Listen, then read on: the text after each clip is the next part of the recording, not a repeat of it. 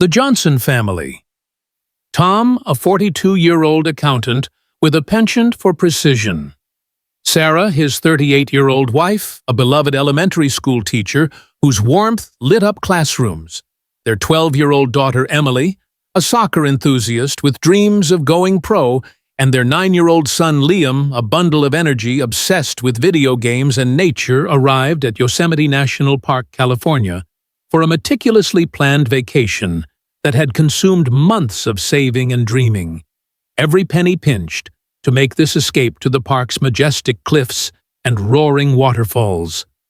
A reality they'd talked endlessly about: hiking trails, campfire nights, and capturing memories. Amid the granite spires, that morning was a postcard of perfection.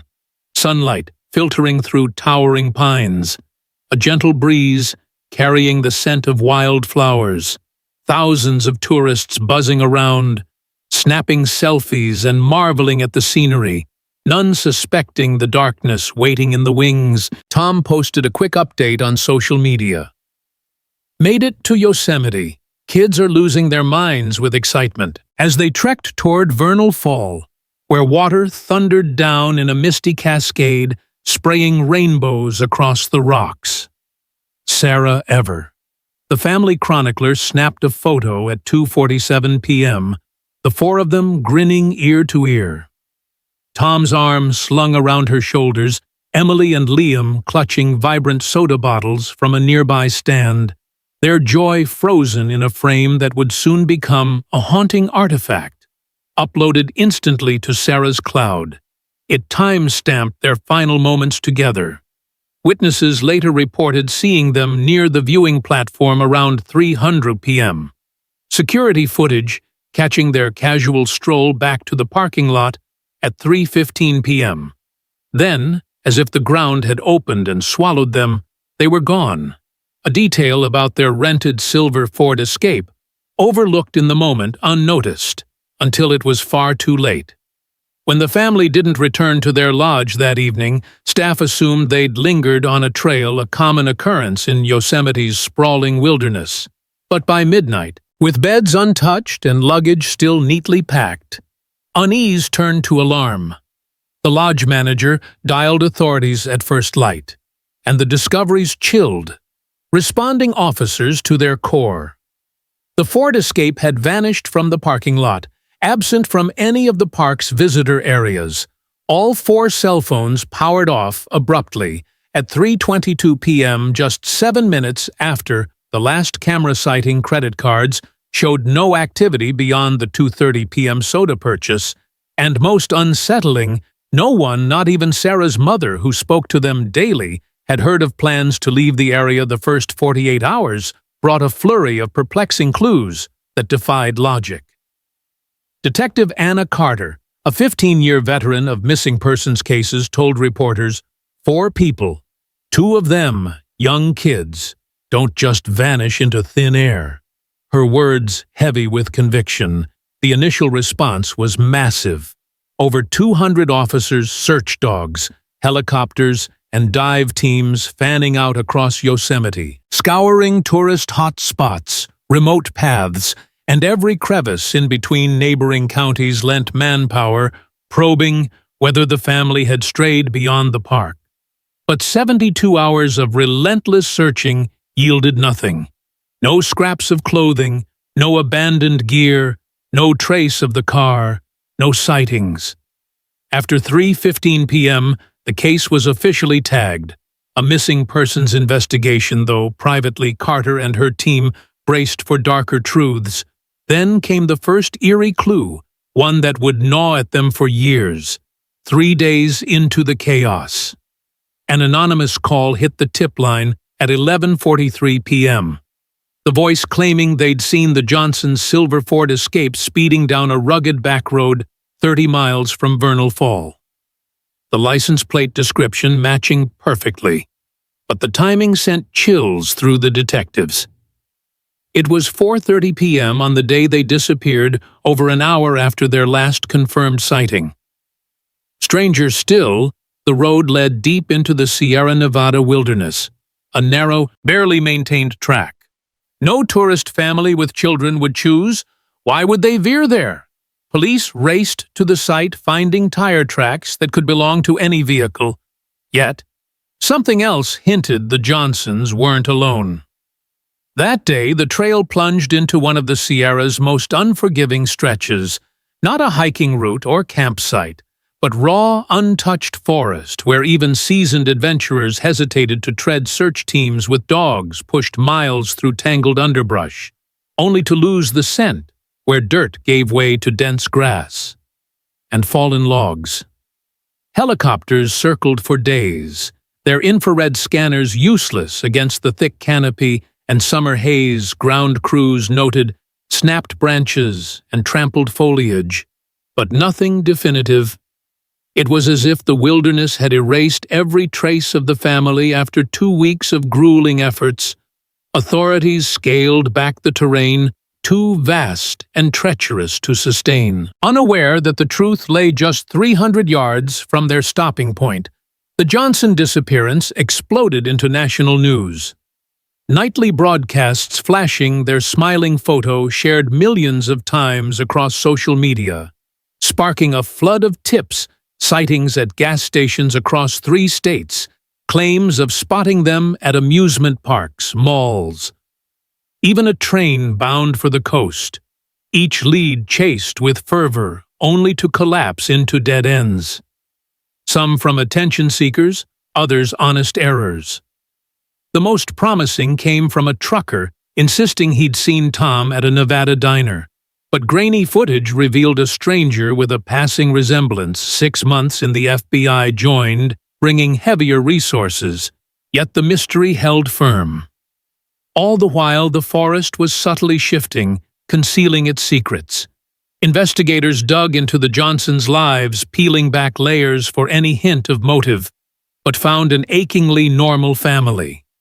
Tom had no debts, no enemies, no mental health red flags. Co-workers called him steady and kind. Sarah was a school favorite, no whispers of scandal or secrets. Emily and Liam were typical kids, excelling in class, loving soccer and gaming, no ties to crime, drugs, or trouble. Their finances were solid, their marriage a rock, their bonds with friends and family tight. They were so unremarkable in their goodness that detectives began to fear something truly sinister had struck. A detail about Tom surfaced later, one that might have changed everything if caught sooner. A year after they vanished, Carter stood at the exact spot of their last photo, searching for inspiration, thousands of hours and millions in costs. Later, the case remained a void. Relatives held memorials but clung to hope. Sarah's mother taking to television with a heart-wrenching plea. "If anyone has my daughter and grandkids, please let them come home. We won't ask why, we just want them back."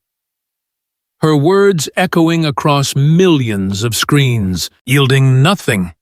Police kept the file active, but with leads exhausted, options dwindled. Unbeknownst to all 8 miles away, nature was slowly peeling back its veil.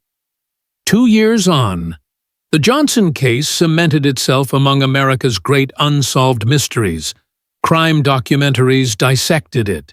Filmmakers courted the family, online sleuths spun theories, random killer wilderness accident, or a staged escape, though no evidence backed. The latter, Sarah's classroom, sat vacant for 2 years before a new teacher was hired. Tom's office lingered untouched for 18 months. The kids' bedrooms became shrines. Their grandmother couldn't enter as time eroded hope. Even the staunchest optimists braced for the worst.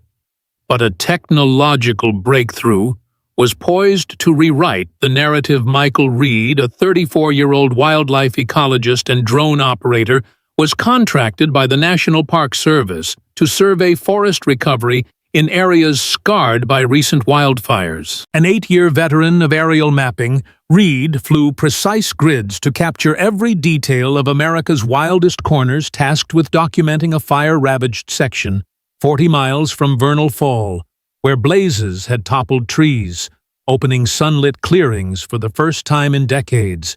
He arrived at the trailhead before dawn, leveraging calm air for optimal flights. At 7:30 a.m., his drone soared its high-res camera, sweeping over charred stumps, sprouting greenery, animal paths, and stray litter. For 3 hours, he methodically crisscrossed miles of rugged terrain, the footage aligning with expectations of ecological rebound until 10:47 a.m., when an anomaly froze him. Reviewing the feed, Reed spotted what seemed a moss-covered log. But its shape nagged, zooming in, enhancing contrast. His hands trembled. It was a car, a silver Ford Escape buried under years of vines and debris. Unnatural in the wild. He called his supervisor, who urged, "Get the police on this. It could be something big." Reed, pulse racing, knew he'd stumbled onto a secret hidden for nearly a decade. Sergeant Anna Carter took his call at 11:30 a.m., her heart leaping. Could this be the break? After 7 years, she rallied rangers and a search team for the remote coordinates 3 miles from any road requiring specialized gear by 2:00 p.m. 6 officers and 2 experts hacked through dense forest. 90 minutes of grueling effort, landing them at the site where the Ford Escape lay license plate, confirming it as the Johnsons cloaked in 7 years of growth. A veteran called it ghostly, like a relic from an apocalypse, vines threading through shattered windows, moss blanketing it.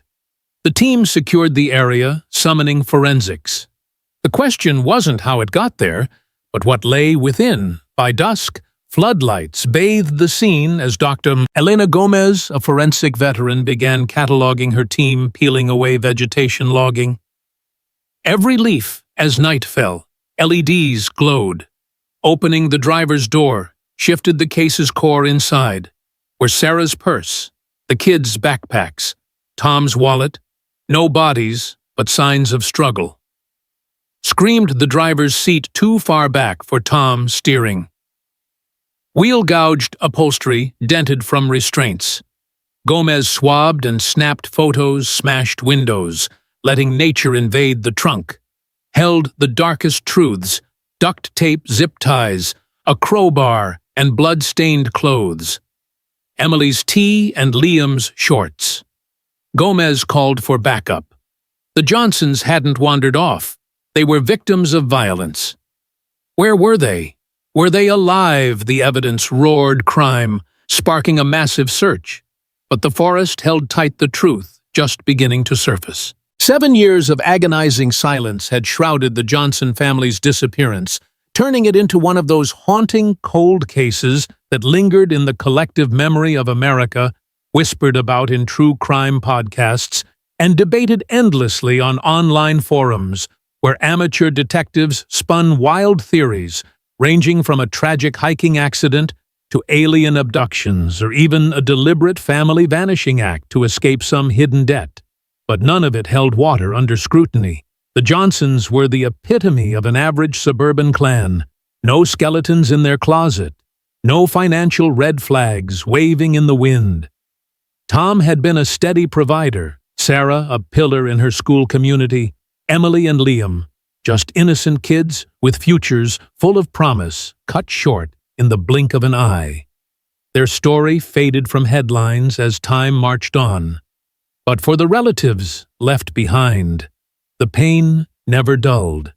Sarah's mother visited Yosemite annually, standing at vernal fall with tears streaming down her face, clutching that last photo like a lifeline, begging the universe for answers that never came, until one ordinary day shattered the stasis with a technological twist.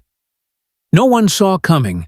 Michael Reed, a dedicated wildlife ecologist in his mid-30s, specialized in using drones to survey remote ecosystems, mapping out how nature rebounds from disasters like wildfires that had scorched vast swaths of Yosemite in recent seasons. His job was methodical, almost meditative, launching his high-tech quadcopter at first light to capture crystal-clear footage of regrowth. animal migrations, and environmental shifts on this particular assignment. From the National Park Service, he was documenting a fire-ravaged section about 40 miles from the fateful waterfall, an area where flames had toppled ancient pines, creating open glades bathed in sunlight for the first time in generations. Reed had no inkling that his routine flight would unearth a secret buried deep in the wilderness. He arrived at the trailhead before sunrise, sipping coffee as he calibrated his equipment. The air, crisp and still, ideal for stable drone operations at precisely 7:30. He sent the machine aloft, guiding it through a grid pattern that ensured comprehensive coverage. The camera feed streamed back to his laptop, revealing a tapestry of charred stumps, sprouting ferns, deer trails weaving through the understory, and scattered debris from long-forgotten campers for hours. Everything aligned with his expectations, a textbook example of ecological resilience. But then, at 10:47, an anomaly flickered across the screen. Reed paused the playback, zooming in on what looked like an overgrown mound, dismissing it initially as a fallen log entombed in moss. Yet something about its angular edges tugged at his curiosity. He enhanced the contrast, sharpened the focus, and his breath caught in his throat. It was unmistakably a vehicle, a silver Ford Escape half swallowed by vines and foliage, its contours too precise for natural formation. Heart-pounding. Reed cross-referenced the image with park records, but deep down he knew this could be big. He phoned his supervisor, who urged him to alert authorities immediately. If that's a car out there, it might tie into something unsolved, and Reed, sensing the gravity, made the call that would reignite a dormant investigation. Sergeant Anna Carter, promoted since the case first landed on her desk, fielded Reed's report with a surge of adrenaline after 7 long years of dead ends and diminishing hope. Could this be the pivotal moment? She mobilized a specialized team coordinating with park rangers for access to the coordinates, which pinpointed a spot over 3 miles from any paved road.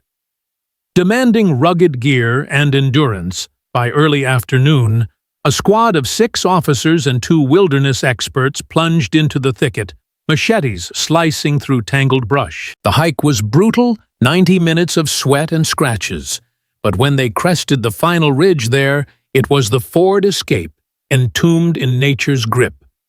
License plate peeking through the overgrowth, confirming it was the Johnsons' rental. Without a doubt. One veteran cop later described it as the creepiest scene he'd witnessed, like a ghost from a forgotten era. Windows, shattered vines, snaking inside the whole thing, blanketed in a thick layer of moss and decaying leaves, as if the forest had claimed it as its own. The team cordoned off the area, radioing for forensic reinforcements, but the burning question loomed larger than ever. How did the car end up here, and what horrors might it conceal? As twilight descended, the site buzzed with activity under portable floodlights. Lead forensic examiner Dr. Elena Gomez, a pro with hundreds of cases under her belt, marveled at how seamlessly the vehicle had merged with its surroundings. Her crew meticulously peeled away layers of vegetation, photographing and logging every twig and petal to preserve the integrity of potential evidence. It was tedious work, but crucial. Dusk brought LED arrays to illuminate the eerie tableau, and when they finally breached the driver's door, the interior unveiled a narrative of terror that flipped the script from mere disappearance to deliberate malice. The Johnsons' belongings remained scattered, as if frozen in time. Sarah's purse on the front seat stuffed with snacks and sunscreen. The children's backpacks in the rear crammed with toys and water bottles. Tom's wallet in the console, cards intact. But no sign of the family themselves. Far more sinister were the indicators of violence. The driver's seat shoved back beyond Tom's reach suggesting a taller assailant at the wheel. The steering column marred with deep gouges from desperate grips. And worst of all, indentations in the upholstery, hinting at bindings grooves consistent with zip ties or ropes digging into fabric under pressure. Dr. Gomez swabbed for DNA, snapped close-ups of every anomaly, noting how the smashed windows had invited the elements to erode, but not erase the clues. Yet the trunk yielded the most damning revelations, popping it open under the harsh lights. The team stared at items that screamed foul play: rolls of duct tape, bundles of zip ties, a heavy crowbar streaked with rust, none of which belonged in a family's vacation packing list.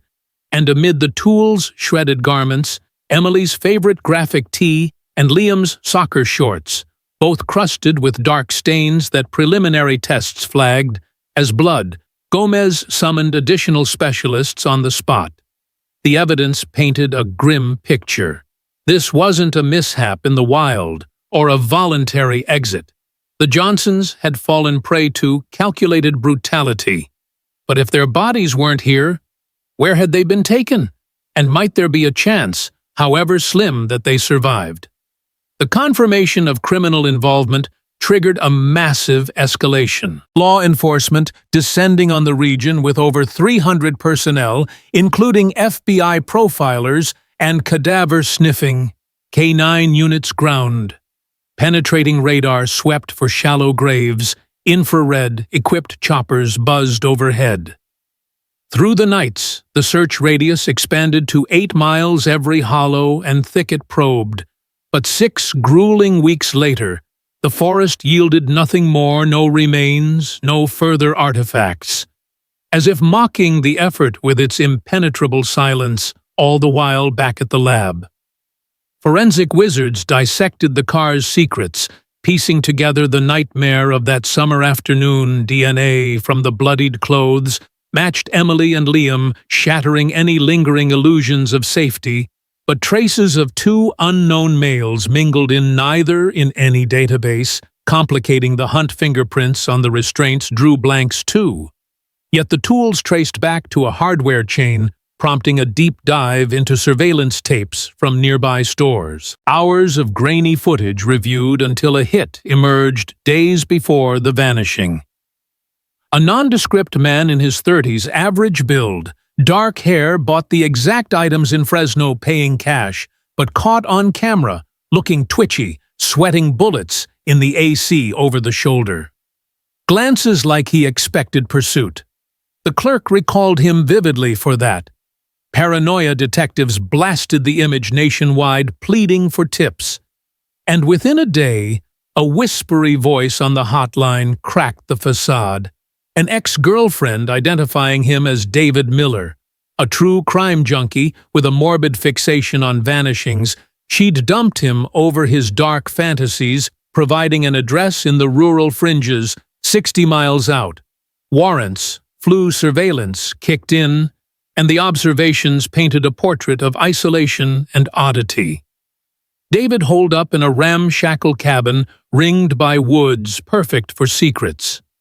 His routine, erratic nocturnal digs in the yard under cover of darkness, multiple vehicles at his disposal. Carter's team watched for 2 days, hearts sinking with each shovel strike, until the 3rd night, when he loaded bulging plastic sacks onto a truck, straining under their weight. Fearing evidence destruction, or worse, the raid order came, SWAT, swarming with aerial backup. Nabbing David mid-escape attempt, his lack of fight unnerving, almost expectant. The bags held gear, not corpses, but the property. Search unearthed horrors tying back to the Johnsons and beyond. David's first words in custody. "Took you long enough," waved counsel, spilling a confession that curdled blood. He'd stalked vacationers for months, zeroing in on the happy Johnsons as ideal marks, tailing them to the fall, faking a lost hiker to lure Tom close, clubbing him, gunning the rest into compliance, driving to seclusion, where pleas fell on deaf ears, the killings cold and premeditated, but his slip about a helper, confirmed by mismatched DNA, pointed to a brother in crime. Ryan Miller, expanding the nightmare into a serial saga that would rock the foundations of multiple unsolved files across the West. The confession that poured from David Miller's mouth in the Stark interrogation room was a descent into darkness, each word dripping with a chilling precision that left seasoned investigators, including Sergeant Anna Carter, grappling with disbelief.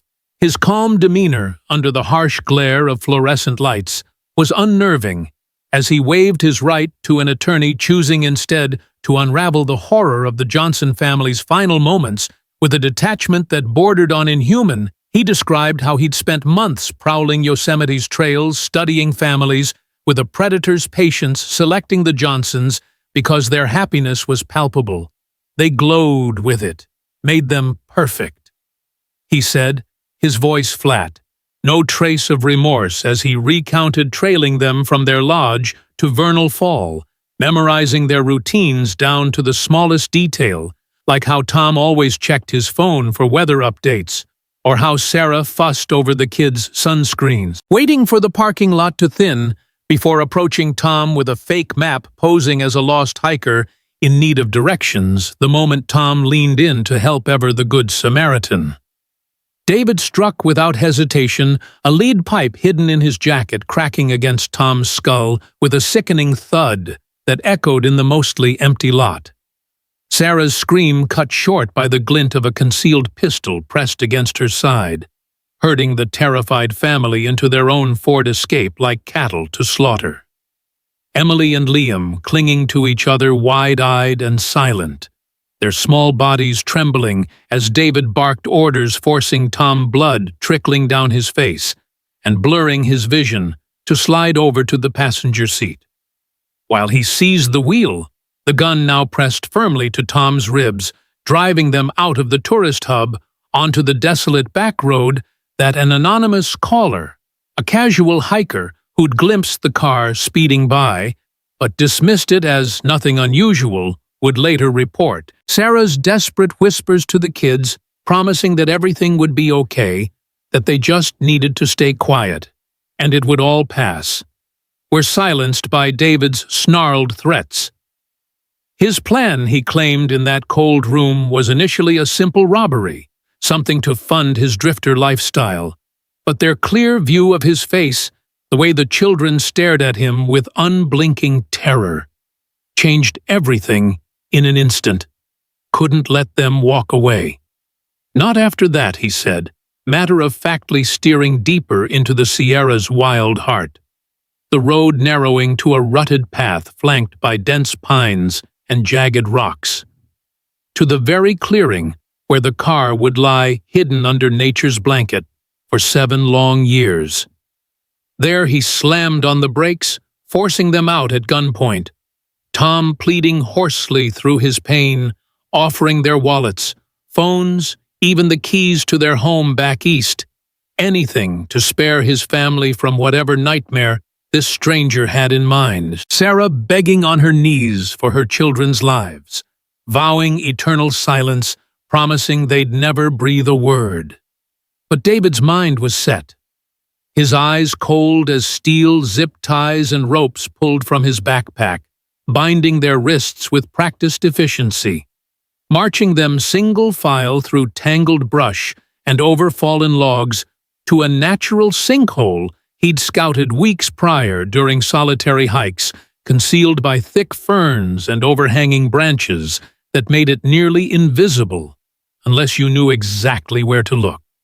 Tom's final act of defiance, a desperate lunge to protect his loved ones fueled by a father's primal instinct, met with brutal force. David admitting he subdued him quickly, the children witnessing their father's fall in horrified silence, their sobs muffled by fear. David then turning to the rest, admitting he killed them all, there methodically and without haste, burying them in pre-dug graves he'd prepared with a shovel hidden nearby, covering the sites with leaves and dirt to blend seamlessly with the forest floor, then spending hours cloaking the car in branches, debris, and vines he'd gathered, ensuring it looked like part of the landscape, returning over the following months under cover of night to check that nature was doing its work. Weeds sprouting moss, creeping, even joining volunteer search parties organized by desperate locals and park rangers, smirking internally as teams of dogs and hikers passed within yards of his handiwork, feeling a rush from being so close to discovery, yet slipping through unscathed. But the DNA evidence extracted from the car, those two unmatched male profiles mingled with the victim's blood, and fibers unraveled his carefully constructed lone wolf narrative. Carter pressed hard during the hours-long session, her voice steady, but eyes burning with intensity, and under the relentless weight of forensic proof laid out on the table, reports showing the extra DNA on the zip ties, the crowbar, even faint traces on the steering wheel. David's facade finally cracked a slight twitch at the corner of his mouth, betraying him before he admitted almost casually that his younger brother Ryan Miller was his shadow in the operation, driving a nondescript pickup truck that day to tail the Ford Escape into the forest, ensuring no one followed or intervened, parking out of sight and hiking in to help haul the bound bodies through the underbrush, digging the pits deeper with a second shovel, sharing the twisted thrill of the act, wiping down the car for prints before they both vanished into the twilight. Ryan, a soft-spoken mechanic living in a quiet small town 100 miles away, blending seamlessly into everyday life. With grease-stained hands and a friendly nod to neighbors, had no idea his brother was spilling every sordid detail. When SWAT stormed his garage mid-shift, the team bursting through the doors with shouts and drawn weapons, co-workers stunned and frozen in place as Ryan was thrown to the ground and cuffed, insisting with a trembling voice that he was just an ordinary guy, no hint of the monstrous darkness lurking within his unassuming facade. Ryan tried denying it all at first, in his own interrogation, claiming complete ignorance with wide eyes and shaking hands, protesting that David must be lying to save his own skin. But David's detailed account, backed by the irrefutable DNA match from samples taken during booking, broke him like a dam under floodwaters, forcing out a corroborating confession that painted a decade-long spree of terror. The brothers bonded by a warped childhood fascination with power and control. Shaped by an abusive upbringing they rarely spoke of, had escalated from petty crimes to hunting families as a twisted game targeting vacationers specifically for their vulnerability away from home. Believing parents would comply without resistance to shield their young ones from harm, stalking them from crowded national park spots to remote clearings where screams wouldn't carry, striking with surgical precision honed over years.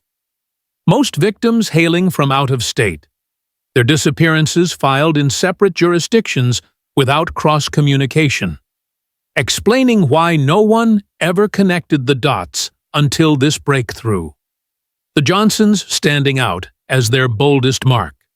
Yet 4 victims, instead of the usual 2 or 3, they preferred for easier disposal.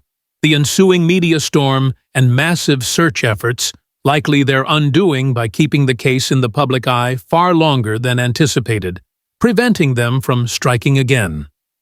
Soon after the raid on Ryan's property following his arrest, blew the lid off their meticulously guarded secret.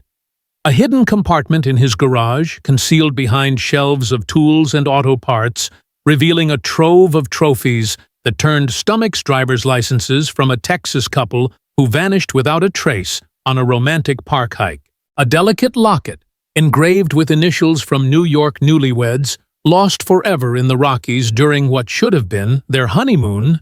Bliss, mismatched socks stained with dirt from a Florida elderly pair who never returned from a sentimental coastal anniversary drive, all catalogued with meticulous care on labeled shelves as if curating a private museum of horror and conquest. The discovery transformed the Johnson case from a singular family tragedy into a sprawling serial killer investigation that spanned 10 brutal years and claimed at least 12 innocent lives. Law enforcement agencies from California to Colorado and beyond, scrambling to re-examine long, cold files connecting patterns of tourist vanishings at scenic spots that had baffled individual departments separately, piecing together a web of terror that had evaded detection through sheer geographic spread and lack of interagency sharing. The brothers' rented storage unit, leased under a false name in a nondescript facility on the outskirts of Fresno, yielded even more damning evidence when searched under warrant.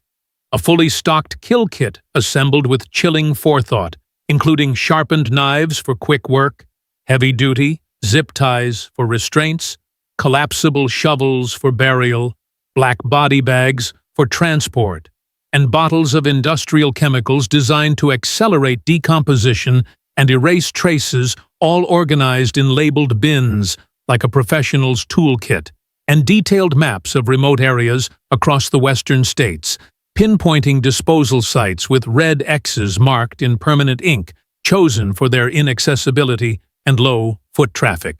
Their journals, handwritten in neat script with cold analytical clarity, detailed each murder from inception to aftermath, including victim profiles with notes on ages, builds, and perceived weaknesses, attack plans sketched with timelines and contingencies, even post-kill critiques of their methods. What went smoothly? What could be improved for next time? Tallying 12 confirmed kills with forensic matches, now linking back the final entry dated mere weeks before David's arrest, outlining a grand finale that sent collective shudders through the task force. A meticulously planned assault on a family reunion at a popular yet isolated campground in the Sierra foothills, targeting all 15 members of an extended clan, including grandparents, aunts, uncles, and young children, with surveillance notes on their arrival times, tent layouts, and evening routines, the brothers having prepared for months by renting a nearby cabin under aliases, stockpiling weapons, poisons, and escape routes for what would have been their largest mass murder, yet only thwarted by David's untimely capture, just days before the scheduled bloodbath.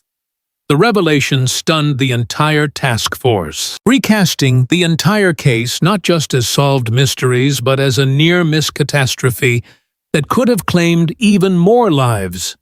Prosecutors in multiple states amassing a mountain of evidence.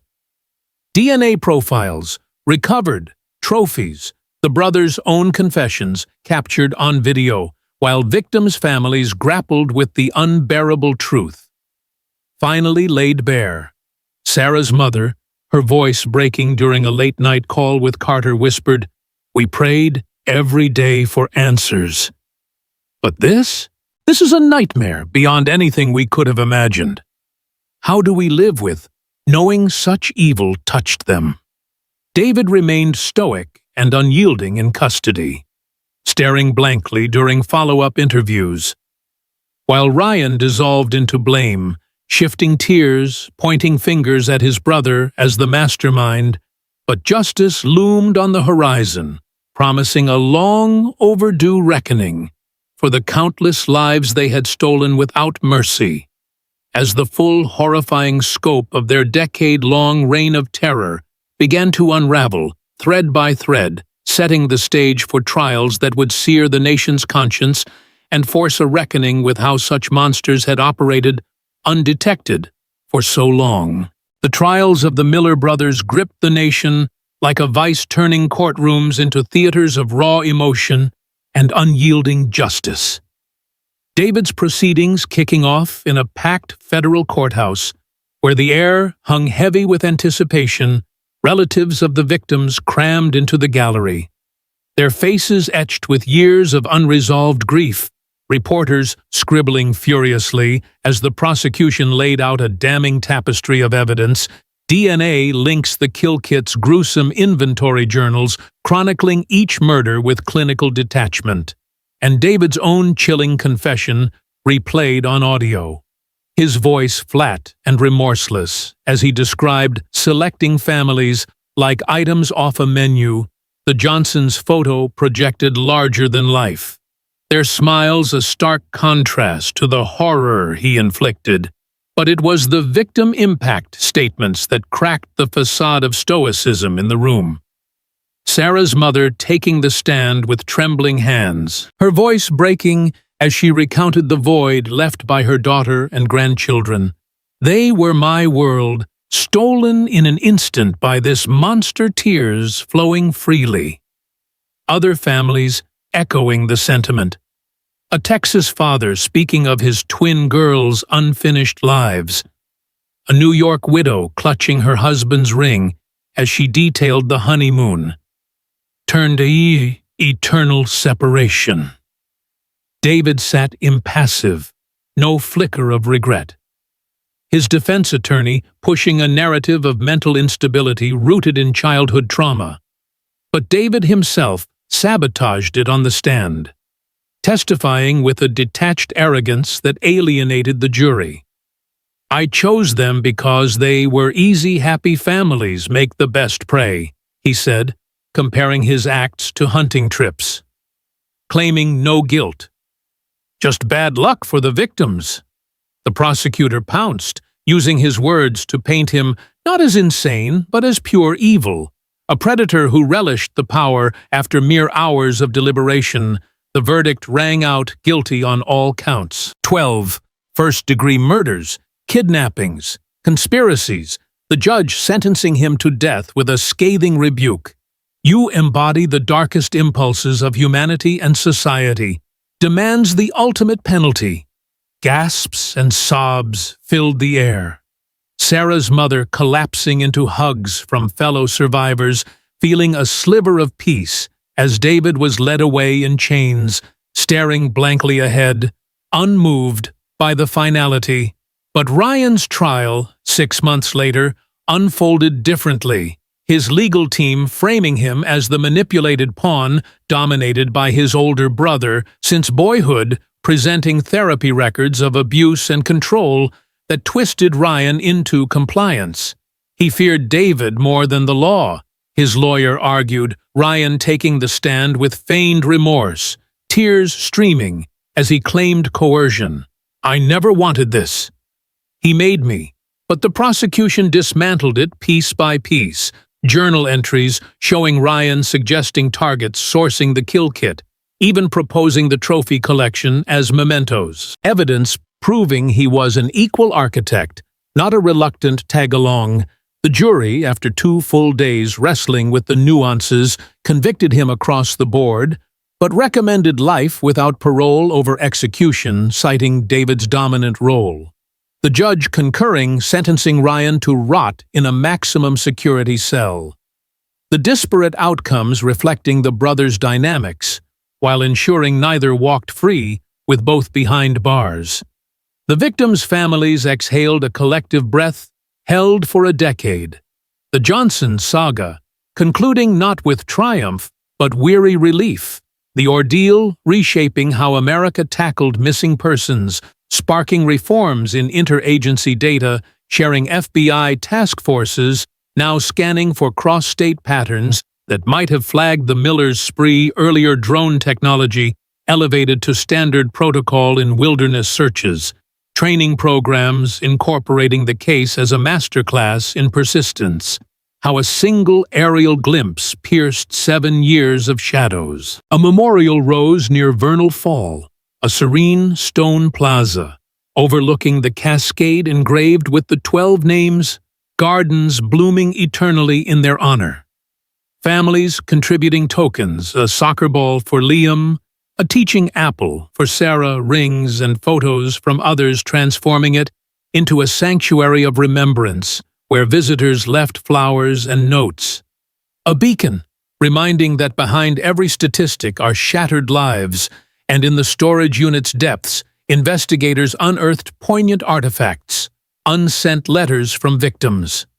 Sarah's handwritten note to her mom during the drive, gushing about the kids' excitement. This trip is magic.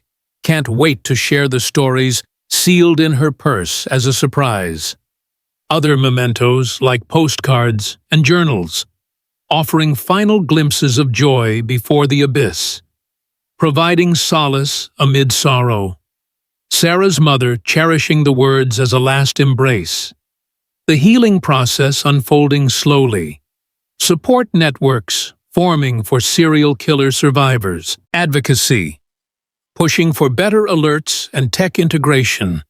The Johnsons' legacy, enduring in law enforcement curricula, exemplifying how grit and innovation crack the coldest cases. Michael Reed, channeling his discovery into a nonprofit, deploying drones for searches nationwide, resolving 3 more mysteries, already bringing long-lost answers to desperate kin. Sarah's mother penning a memoir of loss and resilience royalties, funding investigations. The book hitting bestseller lists, amplifying voices of the missing. The story, a stark reminder that truth, however delayed, can emerge from the depths. Urging families never to surrender hope for breakthroughs. Lurk in unexpected corners. The Johnson tragedy at Yosemite, underscoring that every unsolved vanishing harbors families in limbo. This true crime tale illustrating how vanished without trace enigmas can snap into clarity years later via tech and tenacity, from abrupt erasure to jolting revelation. Their narrative echoes thousands of cold missing persons files where kin cling to possibility, be it child abductions, adult mysteries, or enduring puzzles. Each merits the unwavering pursuit shown here. If real unsolved riddles or gripping disappearance yarns captivate you, drop in the comments which infamous case to tackle next, and subscribe for more true crime, deep dives, and updates on probes delivering closure to the bereaved.